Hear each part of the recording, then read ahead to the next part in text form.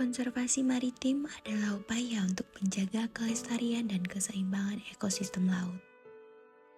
Laut memainkan peran penting dalam kehidupan manusia, tidak hanya sebagai sumber makanan, tetapi juga sebagai tempat berburu, perikanan, dan transportasi. Namun, aktivitas manusia yang tidak berkelanjutan telah menyebabkan kerusakan pada ekosistem laut dan sumber daya alamnya.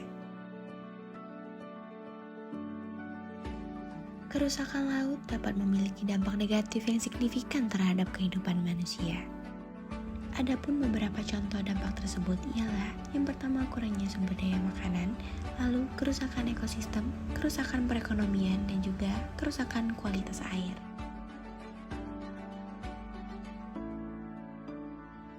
Untuk menjaga kelestarian laut dan sumber daya alamnya, beberapa upaya konservasi maritim yang dapat dilakukan ialah pengelolaan zona ekonomi eksklusif. Pengelolaan ZEE dapat membantu menjaga kelestarian sumber daya alam laut dan juga mengurangi kerusakan pada ekosistem laut. Dengan pengawasan perikanan yang efektif dapat membantu mengurangi kerusakan pada populasi ikan dan yang lainnya. Dengan adanya pembangunan infrastruktur yang ramah lingkungan dapat membantu mengurangi dampak negatif terhadap laut dan ekosistemnya.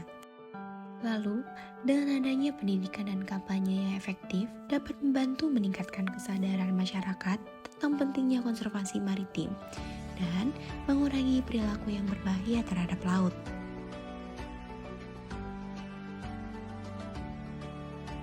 Indonesia juga sudah memiliki beberapa upaya konservasi maritim yang telah dilakukan, seperti pembangunan Taman Nasional Laut dapat membantu menjaga kelestarian ekosistem laut dan sumber daya alamnya.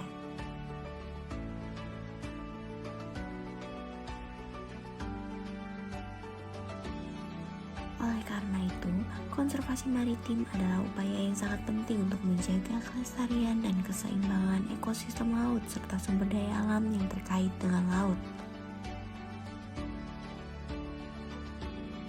Dengan melakukan upaya konservasi maritim yang efektif, kita dapat mengurangi kerusakan pada ekosistem laut dan sumber daya alamnya, serta meningkatkan kualitas hidup manusia.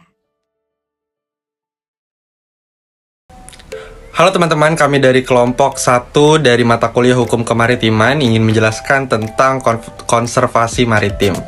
Nah, pengertian konservasi maritim itu menurut peraturan pemerintah nomor 60 tahun 2007 dijelaskan bahwa kawasan konservasi perairan atau KKP adalah kawasan perairan yang dilindungi, dikelola dengan sistem zonasi untuk mewujudkan pengelolaan sumber daya ikan dan lingkungan secara berkelanjutan.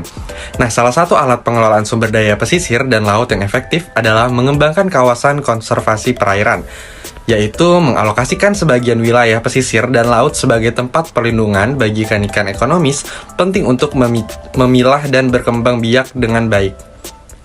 Dengan mengalokasikan sebagian wilayah pesisir dan laut yang memiliki keanekaragaman hayati yang tinggi, ekosistem terumbu karang yang sehat, dan menyediakan tempat perlindungan bagi sumber daya ikan, maka pada akhirnya akan mendukung kegiatan perikanan dan pariwisata berkelanjutan, serta memulihkan kondisi habitat pesisir yang tergradasi.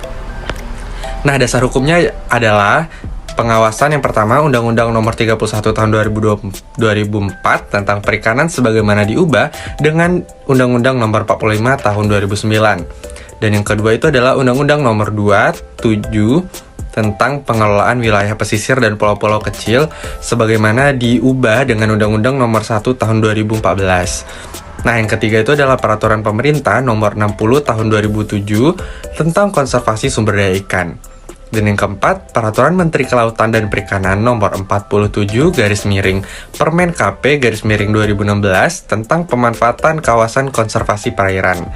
Nah, yang kelima adalah Peraturan Menteri Kelautan dan Perikanan Nomor 17 Permen KP 2014 tentang pelaksanaan tugas pengawas perikanan. Nah, yang keenam itu adalah Peraturan Menteri Kelautan dan Perikanan Nomor 12 Permen KP 2013 tentang pengawasan wilayah pesisir dan pulau-pulau kecil. Nah, diharapkan dengan adanya pengawasan terhadap kawasan konservasi tersebut, kelestarian dan ekosistem perairan serta sumber daya ikan akan terjaga dan terlindungi. Ancaman terhadap lingkungan maritim. Yang pertama, overfishing. yaitu penangkapan ikan yang berlebihan dapat menurunkan populasi ikan secara drastis. Lalu, yang kedua, pencemaran plastik. Sampah plastik yang mencemari lautan membahayakan kehidupan yang ada di bawah laut. Lalu, yang ketiga, perubahan iklim. Kenaikan suhu dan asidifikasi air laut berdampak buruk pada ekosistem maritim.